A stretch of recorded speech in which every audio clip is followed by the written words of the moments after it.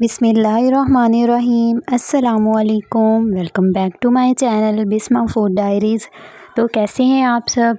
उम्मीद करती हूँ आप सब ठीक होंगे।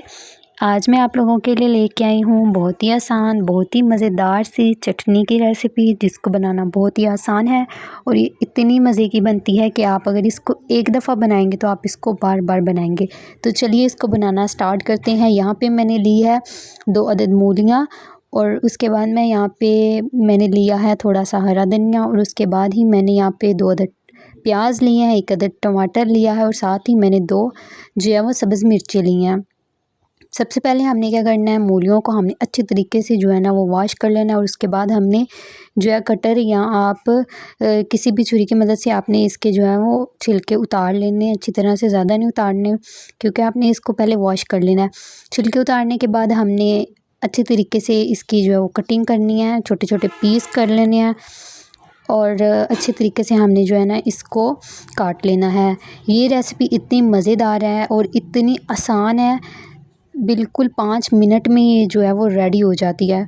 उसके बाद हम यहाँ पे जो है वो टमाटर काट रहे हैं, इसके भी हमने छोटे छोटे जो है वो पीसेस कट कर लेने हैं। अगर आपको मेरी रेसिपी ज़रा सी भी अच्छी लगती है तो इसको लाइक किया करें, कमेंट्स में जो है मुझे लाज़मी बताया करें कि आपको जो मेरी रेसिपीज़ हैं वो कैसी लगती हैं। यहाँ पर जो है मैंने टमाटर अच्छे तरीके से काट लिए हैं और उसके बाद ही मैं यहाँ पे जो है वो प्याज जो है उसको काट लूँगी, बस थोड़ा सा काम है। उसके बाद आपने जो है ना इन सारी चीज़ों को ब्लेंडर में जो है ना वो अच्छे तरीके से मिक्स करके इनका जो है वो आपने पेस्ट तैयार कर लेना है।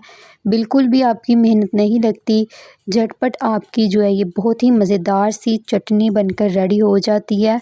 आपको बिल्कुल भी ज़्यादा मेहनत नहीं करना पड़ती। और जो लोग मेरे चैनल पर नए हैं काइंडली वो मेरे चैनल को सब्सक्राइब किया करें और वीडियो को पूरा वॉच किया करें ताकि उनको अच्छे तरीके से जो है वो रेसिपीज़ की समझ लगे। उसके बाद मैं यहाँ पे ऐड कर रही हूँ सब्ज़ धनिया। यहाँ पे मैंने सारी चीज़ों की कटिंग कर ली है। अब हम इसमें कुछ स्पाइसेस ऐड करते हैं और स्पाइसेस ऐड करने के बाद हम जो है इनको ब्लेंडर में इसका पेस्ट तैयार करेंगे।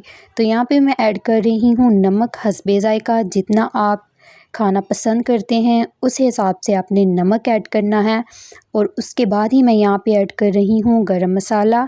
अगर आप गरम मसाला नहीं ऐड करना चाहते तो आप इसकी जगह जो है वो थोड़ी सी काली मिर्च ऐड कर सकते हैं और साथ ही आप इसमें थोड़ा सा ज़ीरा ऐड कर सकते हैं।